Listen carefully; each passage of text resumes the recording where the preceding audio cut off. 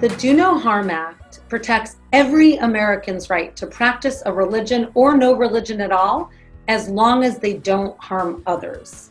It restores the Religious Freedom Restoration Act, or RFRA, to what it was supposed to do.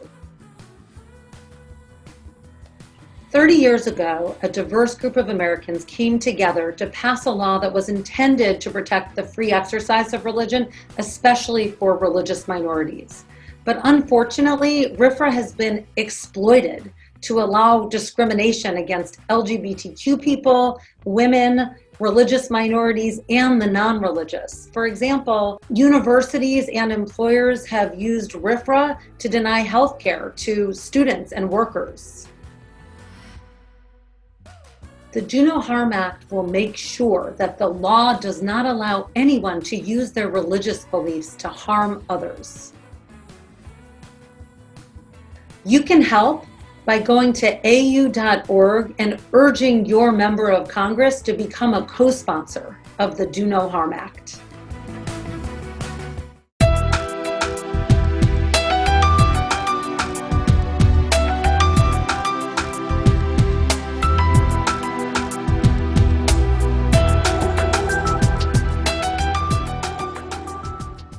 Hello, everyone, and thank you for joining us for our third panel of today. I'm Janelle Kronk, the National Organizing Manager with the Secular Student Alliance, and I'm pleased to introduce you all to Clara Feng, who will be with us today talking about how we can use democracy to solve climate change problems. So Clara is the Student Engagement Director for the Citizens Climate Lobby, and in her role, she works with students on climate action, overseeing the CCL campus chapters.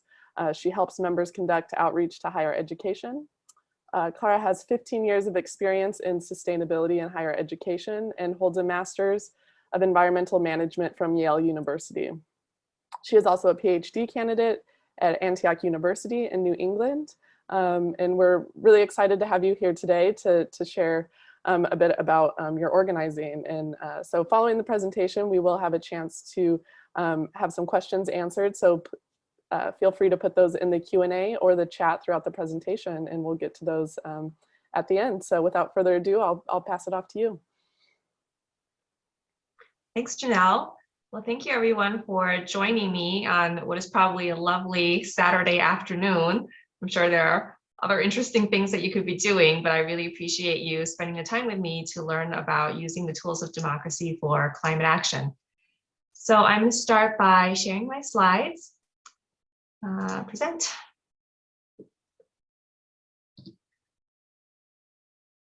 So the introduction pretty much covered my slide here. I'm Student Engagement Director at Citizens Climate Lobby, and I'm also pursuing my PhD currently in Environmental Studies. And I live in Detroit, Michigan. So probably like a lot of you, when I was a kid, I was very interested in environmental problems and conservation. And I did things in my own life to reduce my environmental impact, as I'm sure many of you were interested in doing. So things like recycling and reducing and reusing. You know, growing up in a Chinese family, my family was always never leaving the lights on and used all leftovers and would never throw anything out. So was very brought up in that conservation ethic. You know, helping with stream cleanings and recycling in my school.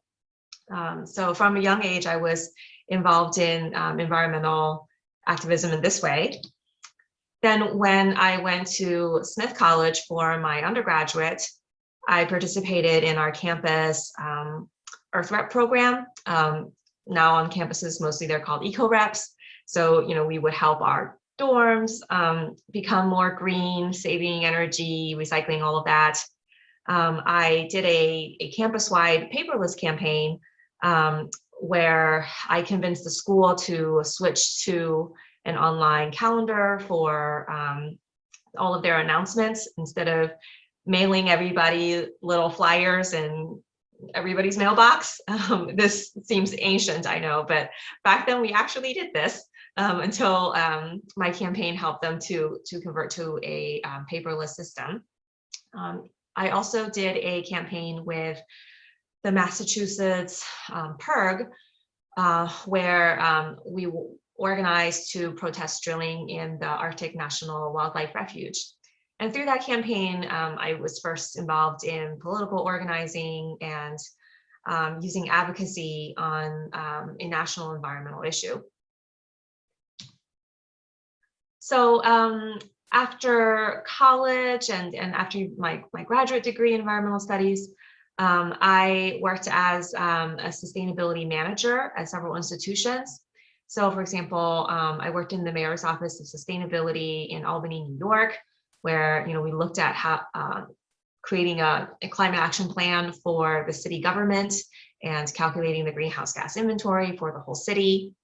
And I worked at several higher ed institutions, including Towson University in Maryland, doing their greenhouse gas inventory and climate action plan and sustainability plan. So now I was working at the institutional level to help a large entity become more sustainable. But doing these jobs, it made me realize that this wasn't really enough. And I can reduce my own impact and I can help my community around me reduce their impact. But to really create the change we needed to solve a problem as large as climate change, we had to utilize political power and get our governments to take action. So in recent years, I've been really inspired by the activism of young people like Greta Thunberg, the Sunrise Movement, Our Children's Trust with their lawsuit against the US government, and their calls in the halls of Congress and towards world leaders saying, we have done our part and it's time that you step up and do yours, and our futures demand it. I love this quote from Bill McKibben, who started by writing about climate change and later founded 350.org, an international organization focused on climate activism. So he writes, "We don't have time for incremental individual changes. This is just the physical constraint that we're dealing with. And so the most important thing an individual can do is be less of an individual. Join together with other people in movements large enough to affect change in policy and economics that might actually move the system enough to matter. You can't do it anymore one light bulb, one vegan dinner at a time. What we need you to be is effective citizens moving policy. Citizenship has not been a thing we've been best at in this country in recent years, and we're paying the price in a number of places. But the most obvious probably, and the most long-term damage, is what we're doing to the physical systems of the earth." So I was fortunate enough to find out about an organization called Citizens Climate Lobby that works precisely in this matter, which is getting people to act together collectively to exert political power and influence our government to take action on climate change. I first joined them in 2016 and attended their national conference. And I was just so blown away by being in a group of 800 climate activists at the time, all dedicated to doing the same thing and fighting for the policies that we want to see, and not feeling alone, and that like together we could actually do something really impactful. So if you're advocating, calling for big change, it's not enough to just protest what you don't want, but to advocate for a solution that you do want. So what makes for a good climate solution? And as Citizens Climate Lobby, we have really looked at these criteria as what we need in terms of good climate policy. So that means it drives large scale change quickly. We're not doing this one institution at a time. We need across the economy-wide national, international change, and to do this quickly because we don't have a lot of time. The policy needs to look out for those who can least afford rising energy costs and not disadvantage poor people. It needs to be good for the planet, obviously, and good for the economy. Durable will stick around. So that means that, if we have a change in of power in the White House, then it won't go away, that a law passed by Congress will be durable, and that it uses intense incentives to support choice. So for CCL, this is important because having choice means that more people will be able to support it and more of the economy can participate. So the Energy Innovation and Carbon Dividend Act, which was introduced in the House of Representatives first in 2018, really embodies all of those principles. So it was introduced by Ted Deutsch, a Democrat of Florida. He was the original sponsor, first introduced in November 2018, and then reintroduced this year, April 1st. So far we have 36 co-sponsors for this bill, and they are all over the country. And this climate legislation actually has more co-sponsors than pretty much any other climate legislation we have right now. So I'm going to explain a little bit about what it is and how it works. So the Energy Innovation and Carbon Dividend Act is a carbon fee and dividend. So it charges a fee on fossil fuels at the source, which means that a price is placed on carbon that is charged on energy companies and those that extract the fossil fuels from the mine, the well, or the port. The revenue that is generated by the tax or the fee is collected by the government and allocated to households as a dividend. And in this model, 100% of it is allocated minus administration costs. It also includes a carbon border adjustment. So this means that a fee is placed on goods imported from countries that do not have a carbon fee. And this ensures that companies don't relocate overseas to avoid the tax, and that goods that have coming from countries with a carbon price are not at a disadvantage. So this proposal has a number of benefits. And these benefits have been well studied. The most important one is a 2019 study from Columbia University that models the impacts of the 2019 Energy Innovation Act on US carbon emissions, air pollution, and household dividend payments. And if you have the access to the slides later, if you click on these blue links, it will take you to those studies. And then there were a few others done as well. So these benefits are gotten through the economic modeling. So one of the benefits is that this policy will reduce America's carbon pollution by 30% in the first 5 years alone, and is the single most powerful tool we have to get us to net zero by 2050. So scientists have been telling us that in order to keep global warming below 1.5 degrees Celsius, we need to get our emissions to zero by 2050. And this policy is the single most powerful one to actually get us there.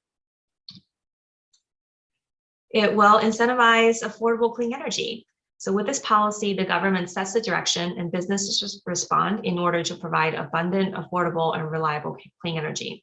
This clean energy innovation will drive us faster towards net zero pollution. So the way that this happens is that the price makes the cost of fossil fuels more expensive, and clean energy will be cheaper in comparison, and businesses and utilities will be able to switch to affordable clean energy. It will greatly reduce air pollution, which will save lives. So this policy will improve health and save 4.5 million American lives over the next 50 years by reducing pollution Americans breathe. Poor air quality is responsible for as many as 1 in 10 American deaths today and sickens thousands more. This policy also puts money in people's pockets. It's affordable for ordinary Americans because the money collected from the fee is given as a monthly dividend or carbon cashback payment to every American to spend with no restrictions. Most low and middle income Americans will come out financially ahead or break even. So we have some concrete calculations for this. In 10 years, this bill will generate approximately $3,000 in annual dividends for a family of 4. A price in carbon will put Americans back to work in well-paid, stable local jobs in clean energy and energy efficiency. An investment in clean energy today will lead to approximately 3 times as many jobs as an investment in fossil fuels.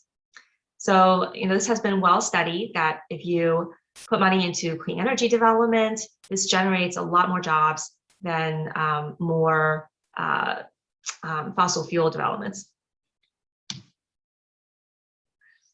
So it also keeps businesses healthy. Businesses prefer a carbon price to other climate solutions because they remain financially stable while they adjust their operations, thanks to a predictable and gradually rising price on carbon.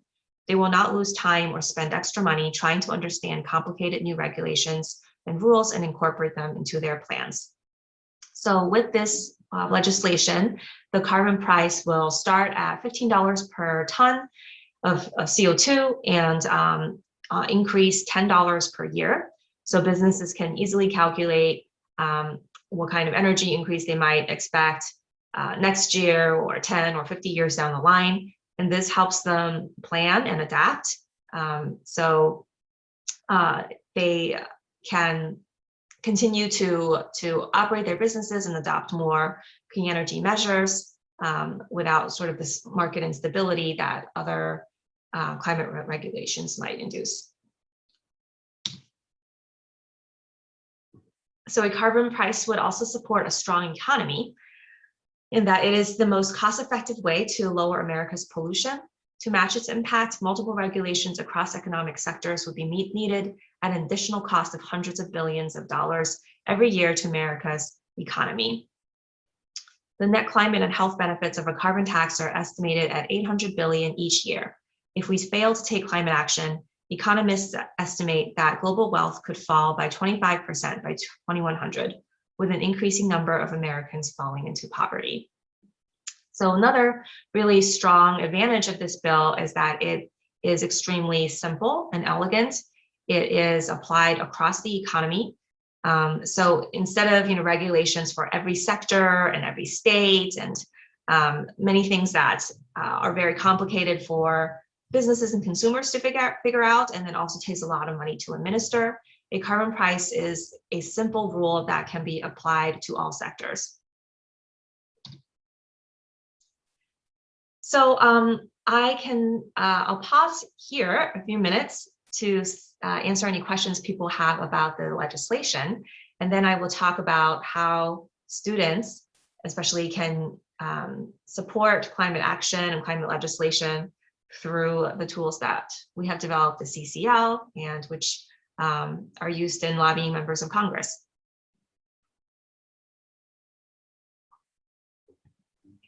Awesome. I'll give folks a second to put any questions you have about the legislation in the chat, but I'd like to ask a little bit about the dividend structure and how that was kind of decided as the strategy, as opposed to giving those funds, to say clean energy projects. What was behind the decision to give those payments directly to citizens? Yeah, that's a great question. So there are different carbon pricing bills, and some of them do allocate the revenue to specific projects. CCL prefers this solution where all of the revenue is allocated to households, because one, it makes it popular with citizens, and therefore, it makes it easier for people to support that solution. In British Columbia, where this carbon fee and dividend was implemented, it was really popular with their constituents and people got money back. So they were able to implement that across Canada a few years later.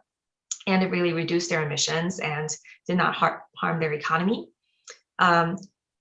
Also, conservatives favor this a little bit more because it doesn't grow the government. It gives money back to American citizens, and they can decide how to spend the money, and then it helps to stimulate local economic growth. And the third thing is, if people in government are deciding, okay, I want this money to go towards like clean energy or infrastructure, then it's very easy for there to be fighting, about people's pet projects and what they think the money could go towards. So it's just more neutral to say we're just going to give it back to people. Thank you. And then we had a question in the chat, which I think you kind of touched upon, but how would this bill deal with imports of unsustainable energy, such as oil and gas? Would they be taxed once they enter the country?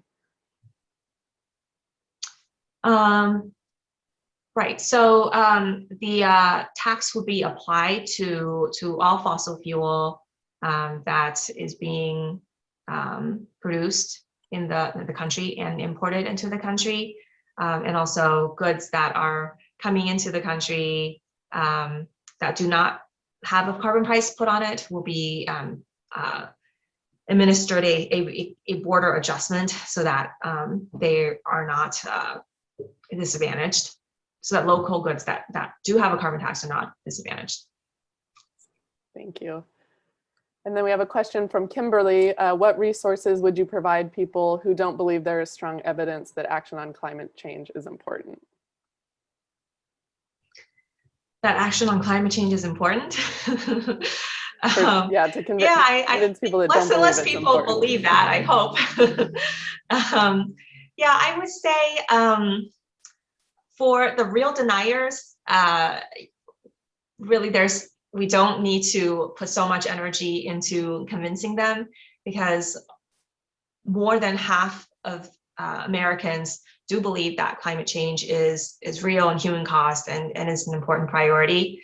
So really focus on activating the people who are concerned and alarmed, but they just don't know how to take action.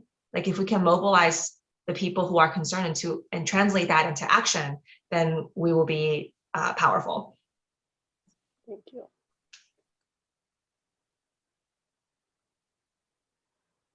And I have one more question for you. I was interested in kind of the comment you made that not wanting this to, negatively impact poor people. So I guess one could imagine that if the price of carbon is going up, then, once the goods get to citizens, the price will also increase. So is that factored into the dividend receivable, or is there any kind of, I guess, information on how it would impact prices in the meantime while folks transition to clean energy?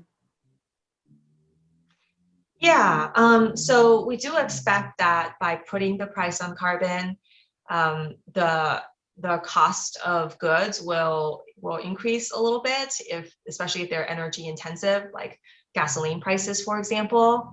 But the increase will be fairly minor, and like given time, businesses are able to adapt to those increase in prices. And then the dividends given back to the households will help compensate for that. And especially for lower income households, the dividend is probably going to be more than the increase to the cost of energy. Lower income households pay a little bit less in terms of their energy use. So in the end, they will come out ahead. Thank you. And then Stephanie put in a recommendation for folks trying to deal with climate skeptics. So I just went ahead and put that in the chat. So that's something you guys can check out as well. Yeah, thanks. There's definitely a lot of resources out there. On my website, citizensclimatehighered.org, we have a section that has some good articles that are like frequently asked questions about climate change, debunking climate myths. Yeah, tons of good resources available. Awesome. And we have a question. What is the anticipated impact of a gallon of gasoline? The anticipated impact, like how much more it would cost? Possibly. I'm not sure they're intended. Yeah, maybe. Yeah, what would it impact on a gallon of gas? Maybe. Right. I don't have the numbers off the top of my head. I mean, it depends a lot on what the prices are currently or what they're going to be 10 years from now. But we're not looking at like a doubling of the price or something. We're talking about in the range of like 10% to 30% more.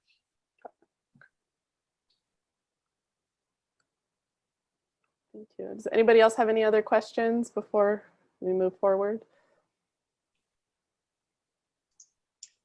Yeah, so I invite you to express your support for the Energy and Innovation Act, or even just climate action in general, through our youth testimonials. And I'm going to put the link in the chat here.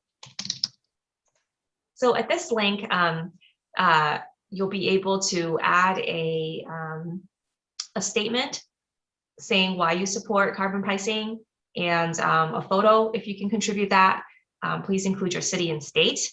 And through this collection method, we have created postcards that we have mailed to the White House for Earth Day, and we have generated tweets and letters to members of Congress. So if you can share your testimonial with us, then we will be sure to share them with your members of Congress and amplify your voice this way.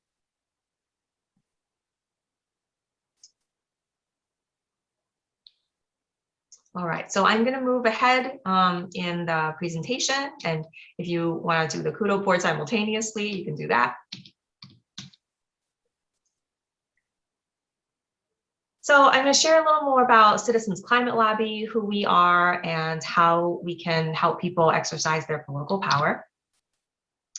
So CCL's mission is to create the political will for climate solutions by enabling individual breakthroughs in personal and political power.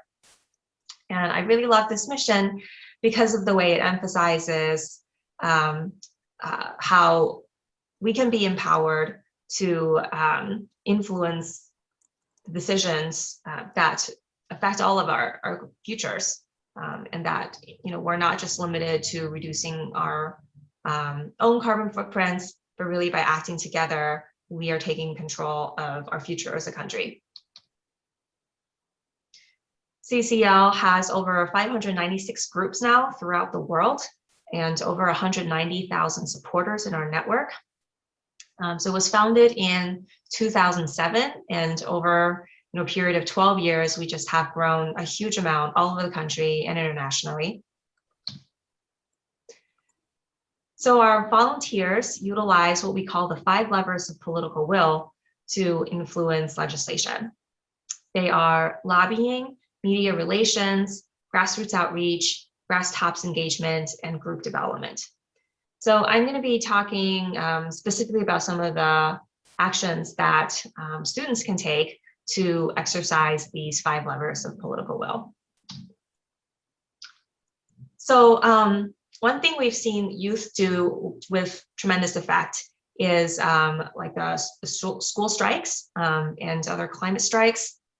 So this is really about showing up, right? Like you're in the streets, you're saying, we need to see change, and we care, and we're visible. So in addition to that, what's also really important is to speak up. After you've been in the streets, how do you actually make your legislators hear you? So CCL has created these really effective tools to help you get in touch with your members of Congress, and to do so on a regular basis. So we have developed this Write Congress tool, and then there are similar tools for calling Congress and tweeting Congress. But basically, you click on this link, and then you put in your address, and it will display for you the names of your members of Congress. So here I'm in Michigan, so there's Debbie Stabenow and Gary Peters. And then there's this email that's already generated for you that's saying, it says, climate change is a high priority issue for me. I'm writing today to ask the senator to take action to solve climate change and to include a carbon fee as part of the solution. So it's best if you personalize this, but basically the tool already has their emails embedded. And when you click send, it will send that email to both of them. And we really believe in contacting your members of Congress as often as you can, and to have lots of people doing this. So with this tool, you can do it in 2 clicks, essentially. The Call Congress and the Tweet Congress tool are also very similar. Like if you do Call Congress, instead of this sort of dialog box, you'll see their phone numbers, and then a message that you can tell them once you have called into the office. Another way that people can engage with their members of Congress is to follow them on social media. So pretty much all the members of Congress today have Facebook and Twitter. A lot of them also have Instagram. So by following them, they'll give updates on the legislation that they're supporting or sponsoring, maybe things that they don't support. So give them likes when they do something that you like, give them comments. A lot of times they only receive negative comments from people who oppose what they're doing on climate action or other helpful things. So having more people give them positive comments and thank yous really makes a difference. And using Twitter, you can also ask them to do specific things. So every once in a while, we'll ask everybody, all 190,000 supporters in CCL to tweet their members of Congress with the same message. And the staff people in the members of Congress office read all of those. Like they count, how many emails they get in support of carbon pricing every week, how many tweets they got, how many likes they got. And a tweet is just as good as an email or a phone call. And they've told us that 20 tweets on an issue will get their legislators' attention. We also do a lot of writing for print and digital media. So in my work with young people, a lot of them have written letters to the editor or op-eds and published them in their local newspapers. Or they can publish it on their own social media or in their school's paper or on our blog, and then amplify that message throughout their networks. We also do a lot of work in meeting with our members of Congress and speaking to them in person. We find that this is the best way to develop a relationship with them and to give them information about climate action. So CCL has 3 lobby drives every year. Our upcoming one is in June. And in the past, we would all go to DC and meet with our members of Congress on the Hill for 2 days. But this year we're doing it virtually. And we meet with every member of Congress on Capitol Hill. So over 500 of them. And in every meeting, we are respectful and prepared. And it's sort of like taking that message you're shouting into the streets right into their office. So in addition to our June lobby day, we also do one in November and in March. So if you want to lobby with us this upcoming conference, just register for our conference at cclusa.org/conference. It's free, and you'll get an invitation on how to join a lobby meeting with your local members of Congress. So getting involved. It's been shown that if you do actions with other people, you'll have more fun doing it and do it more regularly. So a lot of my work is getting people to take action together and also get credit, because we know that college students are busy, and getting credit is a big motivator and can help them in other ways. So my ways of getting involved here go from easier to harder. So the easiest thing, simplest thing you can do is to follow us on social media. You can find our website at citizensclimatelobby.org, and if you fill out the join form there, then that puts you on a mailing list, and you'll get our weekly briefing with actions that you can take every week on climate action. You can follow us on Facebook and Instagram and Twitter. And on those platforms, we share articles on carbon pricing and actions, and who are the most recent members of Congress that have co-sponsored the bill. Lots of very helpful things to help you stay up to date. CCL's members are organized into over 500 chapters across the country. So there is a very good chance that there is one near you. So you can join at citizensclimatelobby.org/about-CCL/chapters, and you can browse all of our chapters across the country. And with your local chapter, you can get involved in tabling and other kinds of advocacy actions with a group. Our online members also have access to a virtual community, and those people have formed action teams. So we have a higher education action team just for college students. We have a youth action team for youth under 18, people of the global majority, or for people of color, various sort of diversity groups. We have many faith groups, skill supporting groups. So these are all national action teams where you can focus on your area of interest. We conduct a lot of training to help people become educated in using the tools of democracy, because being a citizen requires a lot of training and knowledge. And you know, in general, Americans are fairly poorly educated in this aspect. So we have a webinar series. There's 12 webinars in all that gives you the basics of taking this type of action. So you can learn the science of climate change, the basic economics of carbon fee and dividend, understanding the basics of Congress, lobbying, telling stories, using social media, grassroots outreach, all of these really useful skills.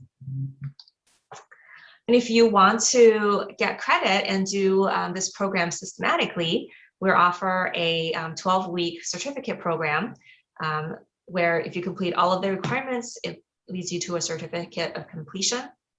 And you can sign up for our summer course until May 31st, begins on June 1st at citizensclimatehighered.org/training. And through this program, you'll participate in 9 of the core volunteer trainings, attend our national conference, write or submit a letter to the editor or op-ed, and participate in the lobby meeting. And then this course can be done over 15 weeks, about 2 hours a week. So you can do it while taking other classes, or if you have a full-time summer internship. We also offer internships to college and graduate students that want to work with us behind the scenes. These are our different departments that offer different internships.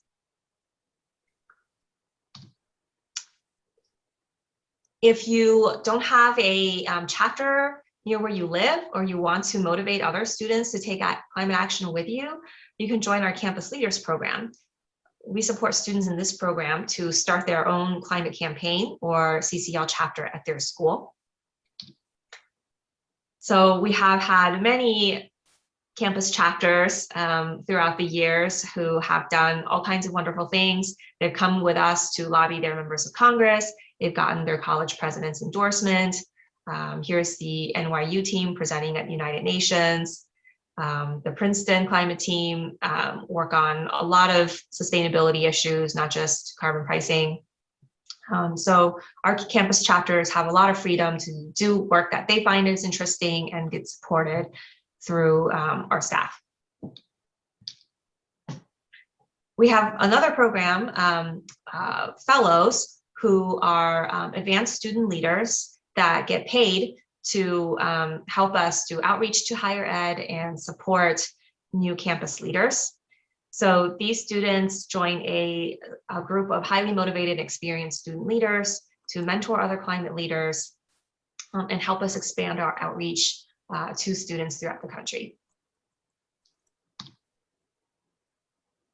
So if you are a campus leader or want to do some more education on your own campus, we provide resources to help you show a climate film, or invite a climate speaker to your campus, or host a forum, and organize actions around that event.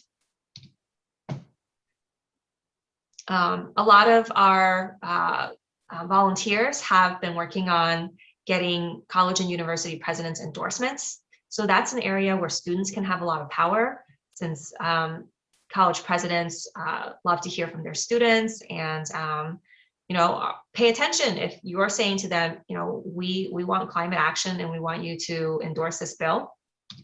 So over the years, we have gotten endorsements from college presidents at all these different schools. Currently, we have 73 schools on our list. All right, so I'm pretty much at the end here. So you can join CCL at cclusa.org. If you want to see more resources for students and how to get involved in our internships, campus leader program, regional fellows program, then go to citizensclimatehighered.org. And I'll leave you with this quote here by Lois Marie Gibbs. Slavery was abolished, child labor was ended, women won the right to vote, labor won the right to organize, segregation of public facilities was ended, the war in Vietnam was stopped, DDT was banned, countries stopped above ground nuclear testing, families won the right to manage their own fertility, the Berlin Wall came down, apartheid ended. Each of these societal leaps resulted from the leap of faith of ordinary people who joined together in organized and persistent efforts to demand and win change. So it seemed like, climate change is such an intractable issue and we're hardly making any progress. And yet lots of things that seemed impossible at the time did get changed. And when after it happened, it seemed like, yeah, of course it happened. But it happened because many, many people got together and persistently organized and demanded change. And we can make this happen. Thank you so much. That was great to hear about all the different opportunities that folks have to get engaged. I just want to start out with a question about what advice you would have to our Secular Student Alliance chapter leaders about how they can get involved, whether that's, bringing a speaker or something like that. Kind of what would be your advice on their first step they can take if they want to get into climate advocacy? Yeah, I think learning a little bit about it. So you can certainly bring a live speaker to your event, and we can do a presentation probably similar to the one that I just did to talk about the bill and what CCL is. We also have recordings on our website. So if you want to learn more about, say, like the economics of carbon fee and dividend, or you want to learn about how to lobby Congress, you can watch those webinars together. And then you can organize your students to take action with us. So do you want to join us for Lobby Day in June? Just let me know.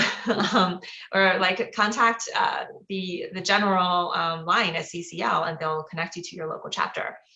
Do you want to organize your group to write emails to Congress or send them testimonials? It's really effective to do things in a group.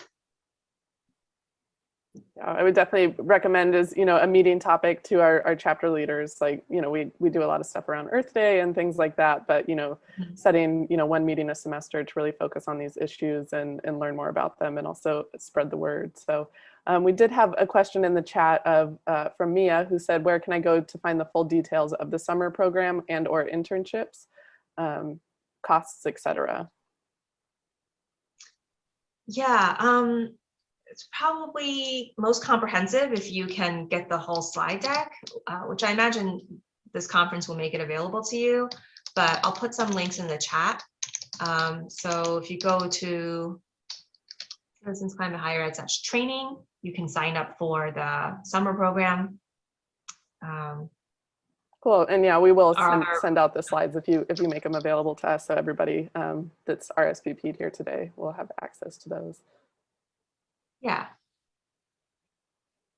A lot of the other things I talked about are also just on this website in general. Oh, perfect. And then we had a question from Rick who said, how can we make a meeting with our Congress people productive when they adamantly oppose our goals and objectives? Yes, that's a situation that we sometimes encounter. So I think what inspires me about that is people do change, and you never know how that might happen for them. At CCL, like we have, I think is Jerry Taylor.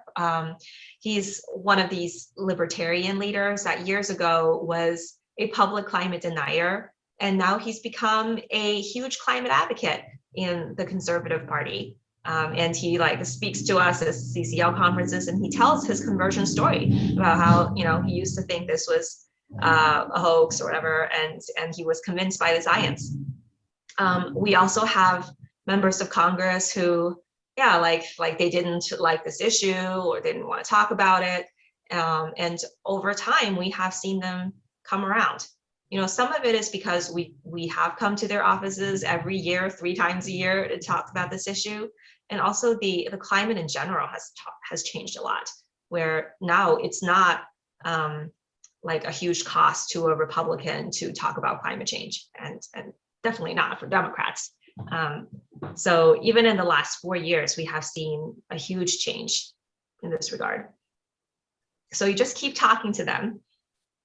And certainly your work and everybody's work getting out there and having these conversations is moving that lever forward, and unfortunately seeing more environmental disasters and whatnot too, I think can impact people's perception.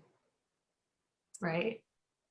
We just had a comment from one of our faculty supporters, Stephanie, who said, "This was an excellent presentation. Thank you. Please let me know whether I can share this with my environmental science students at Santa Clara University later this month." So our recordings Sure. will be available. So please do pass those along to your students.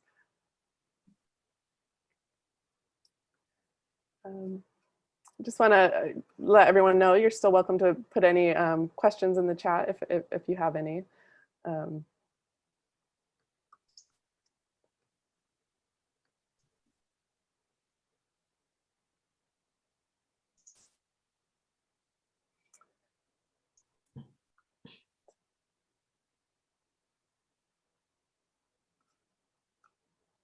I think something I came into this panel wanting to kind of know more about is just, I think it's really interesting that CCL takes such a, you know, specific approach in the carbon fee approach. So you mentioned, you know, growing up and recycling and being really on top of kind of the day-to-day things that we can do as individuals. So I'm curious if your perceptions of those activities have changed, or what advice you have to folks to kind of maintain their motivation to take those individual actions while also, you know, getting involved with kind of the higher level activism.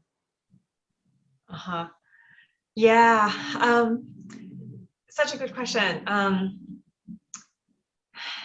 mean, it's certainly important to walk the talk, and doing all those actions have so many personal benefits, you know, in terms of our health and maybe your bank account, and you know, protecting our communities. It's always good to do those things, but we can't stop there. See, that's the problem is if we think that those are all that we need to do in order to solve this problem, because we're not going to solve the problem that way. We have to have systemic change. So acting collectively and getting involved in the political process is really the only way to do that. And those two are so linked, you know, like Greta Thunberg talks a lot about how she doesn't fly, and, you know, she became vegan, but she realized that that wasn't enough. And she raised consciousness throughout the world and putting pressure on world leaders to do things. In my own life, I certainly try to do all of those things. But, you know, like, I think there comes a point where there's a sort of, we call diminishing marginal returns. So it's like, you know, instead of putting all the effort into like thinking about, you know, how can I not use toilet paper? Like let me think about how to do political action and calling my members of Congress more. And those actions are really pretty easy. I think in our culture, we make it sound hard. Like we put out this these myths about how our government officials, they don't care about constituents. It doesn't matter what we say, and it's so hard to get in touch with them. And the only way is if we like bang on their doors with torches. But in actuality, like it's really easy to set up an appointment with them, to meet with them in person, and their staff just tell us that they love meeting with us, and meeting with constituents is their favorite part of their job. And they read every comment, they read every email, and our thoughts are important to them. Yeah, and one of our panels yesterday, one of our student alumni was talking about, they work in a public elected office, and he was sharing some insight into, calling your representatives, and the impact that it has to really personalize that message, and take some time to lay out why this is important to you, on top of the message that is maybe pre-populated, which makes it quick and easy for folks. So that's a great tool to take advantage of. I'm interested to know if you guys work at all with kind of on the front end of representatives and the voting process and getting people elected. We don't actually, since we really try to be nonpartisan and to form positive relationships with whoever is elected. CCL kind of shies away from like endorsing any political candidates or kind of supporting campaigns. Of course, like we encourage people to vote for people who are climate activists and positive about that. But actually a lot of our volunteers will work with other organizations during election cycles to help climate leaders get elected. We've also partnered with the Environmental Voters Project, like in calling and writing postcards to people to help them elect people. Yeah, I was involved in an environmental organization in college, and that experience of even just the simple things of doing a park cleanup and getting outside and into nature, that can really inspire people to take those baby steps moving forward. So I hope that all our students that are with us today will look into your organization and maybe consider taking up an internship or a project with you all, and if not, then taking steps within their organization to be more conscious of their impact, and also ways that they can get involved. We did have a question. Do you know offhand if there are any legislators in Arizona that are co-sponsoring the bill?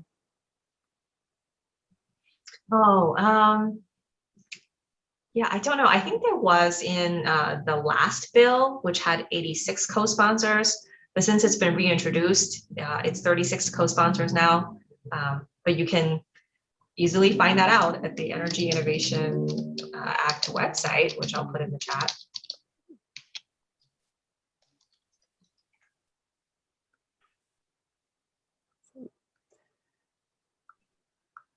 Awesome. Well, speaking of Congress, we have our next session in just about a half hour. Sorry, we had another question come in, so I'll prioritize that.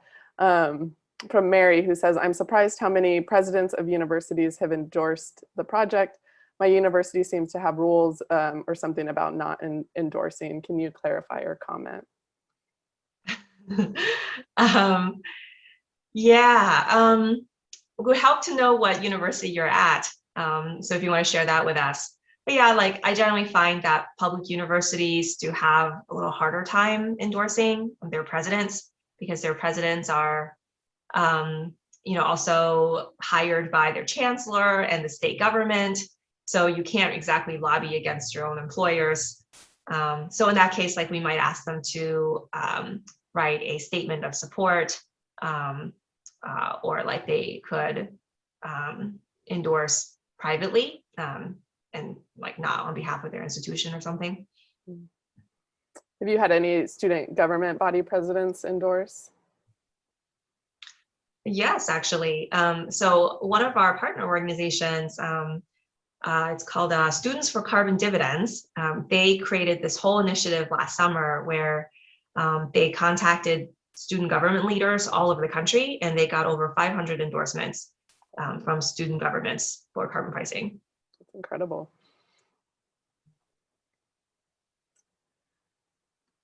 Awesome. So we like those too. If you want to ask your student government associations to endorse, also very helpful. Yeah, run for student government, talk to student government, get your op-eds out. We had a panel yesterday, so there's some, if you visit our schedule, there's a video on how to write an op-ed and some advice on how to get that published. So incorporating some pieces from today would probably be a great start. So Mhm. Yeah, well, thank you for all the work that you're already doing. You know, being involved in your community is powerful and is the only way that we make change. yeah, continuing to build connection and community. So we really appreciate you being with us here today, and hope this can be, you know, the beginning of a connection with CCL and our students. I know some of your representatives have, you know, been in touch with our chapters about giving presentations and speaking. So please keep that in mind as you folks are, you know, planning your schedule for the fall. This would be a great project to bring in. And thank you so much for being here, and to our panelists, or sorry, participants for joining us today. I hope you enjoy the rest of our conference. Yeah, thank you for inviting me. And there's my email in the chat if you want to get in touch directly. Perfect. Thank you so much.